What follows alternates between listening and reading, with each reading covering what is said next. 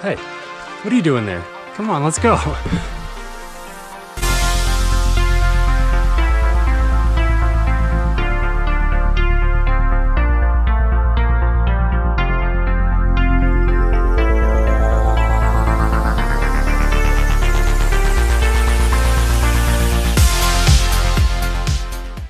Hey, I'm coming to you from the Sand Harbor Trail in beautiful South Lake Tahoe. I am on my second to last training of the third week of Ironman training and figured I'd head to Tahoe once again for a beautiful trail run. Today I'm doing an hour and 20 minutes. Whew. Check out this big old puddle. Excuse me, puddle. Anyway, today I'm doing an hour and 20 minutes, which should be about 9 miles, give or take.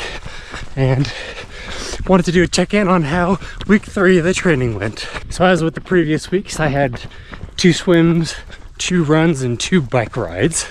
And for each of those had 2 aerobic endurance, so a little bit longer, and 2 threshold or speed type trainings for each of those as well. And today I'm doing my longer run like I mentioned, and tomorrow I've got my longer bike ride. So last week I mentioned using Training Peaks for my training plan, and as a part of that you get lots of cool statistics, including a graph which denotes your overall form, and that factors in your fatigue level and your fitness as well, based on the different workouts you've been doing and how hard those have been for you, based on your heart rate and your effort level. And hey guys, can I pet him? Say hello? Yeah. What's up guys? Hey, what's up? Hey. Hey, beautiful dog, huh? You guys are so good, huh? Yeah. Yeah. Small one? Yeah. 13. 13, yeah. Wow. And you're the one who wants to play, huh? Yeah, exactly.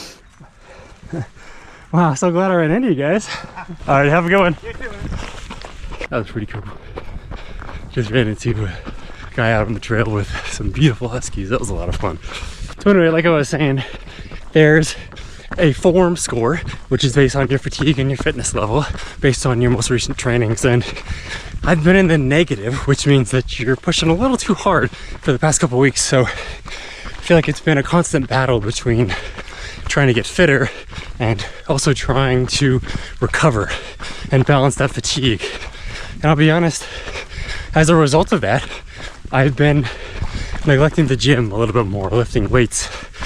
But what I'm trying to do really is ease back into a normal schedule. So when I did my training for the 70.3, I made sure to be in the gym 3 days a week. And I'd like to get back into that. So as I continue to get more accustomed to the amount of training that I'm doing, I'll be able to get back in the gym more often. But on a positive note, as many of you know, I mentioned last week that I've been struggling to get back into swimming shape. But this week I, for the first time, felt some progress, which felt really good in the pool. I was able to complete my entire speed swim yesterday and was able to do most of the endurance one the other day as well. And that felt really good. The thing I'll say about swimming though is that it's such a technical sport that you can really get caught up in the technique, and that's really important, obviously. And I think that sometimes I get a little bit too caught up in it. For example, I watched an entire video before yesterday's swim about how to improve your technique and go from 2 minutes per 100 yards to 130. And when I got in the pool, that was the only thing I focused on. I was like, I'm gonna get this technique right. And as a result, unfortunately, I ended up being slower. I think the key for me is to relax and focus on being streamlined in the water and to propel myself and feel that propulsion. And I can't do that unless I relax. And the other thing I'll say too is swimming is obviously important, but let's be honest, it's the least important of the 3 disciplines. And I think I've been spending too much time stressing out about it. It's more important to focus on the run and the bike.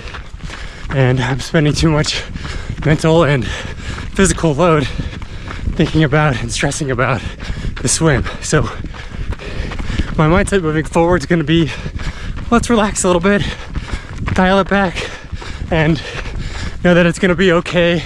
I'm going to get back into swimming shape, no problem. And at the end of the day, it's really just a warm up for the rest of the race. This is such a beautiful trail. It's actually my first time out on this trail. And believe it or not, the other day on my recap of the first week of training, that was my first real trail run ever. And as an avid hiker, I think I'm pretty hooked. I mean, who can resist with Lake Tahoe in my backyard, coming back up here and getting in as many trail runs as possible. And as a little plug for a video that's coming out soon, wink wink, I'm going to be talking about some of the things that I have learned during my fitness journey over the past few years. And one of the biggest lessons is that fitness should be fun. And this is fun. So I'm leaning into this and having an incredible time. And this trail leads to Fallen Leaf Lake, which is a gorgeous lake. And I'll show you once I get there. But just wanted to put a reminder out there that fitness should be fun. You should be enjoying your workouts. The altitude up here at over 6,000 feet sure is kicking my butt, but I'll tell you what, this run was worth it. Check it out.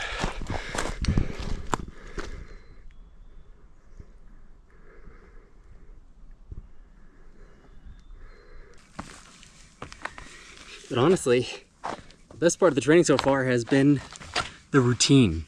I'm someone who really thrives when I have a routine, and that's something that I was really missing when I wasn't in training. Sometimes I just feel like I'm kind of floundering around a little bit, and being totally transparent, I think it's tough for me to stick to a plan when I don't have a race at the end of it that's holding me accountable, especially when it's something that I've never tried before, like a full Ironman, because I'm a little bit nervous, and I'm definitely holding myself accountable to do all of the training and do, well, as much of it as I can, because I'm nervous I'm not going to be able to complete it. I've talked so much on this channel about balance and the importance of balance and all the things that you do, and sustainability in your, not only in your diet, but also in your training. And I think that this location and this trail run is such a perfect example of it, because training for an Ironman can be chaotic, right? I mean, for any race, it can be chaotic. It's a lot of work. It's a lot of mental stress, physical stress, and that can be challenging. And for me, personally, I feel so rejuvenated when I'm in the mountains and have this just unbelievable scenery. And it really helps me to feel grounded and relaxed. And I truly believe that there's no better medicine than mountain air. And I'm just so at peace here, and I think this is a perfect reprieve from the chaos of the training. And you can still get in a good workout. It's at over 6,000 feet, and while my pace might be a little bit slower for this long run, that's okay. I am giving my mind and my body a little bit of a mental break, and I think that's worth it. Well, that's about it for today. And if you don't mind, I'm going to do these last few miles solo. So appreciate you joining as always, and I'll catch you in the next one.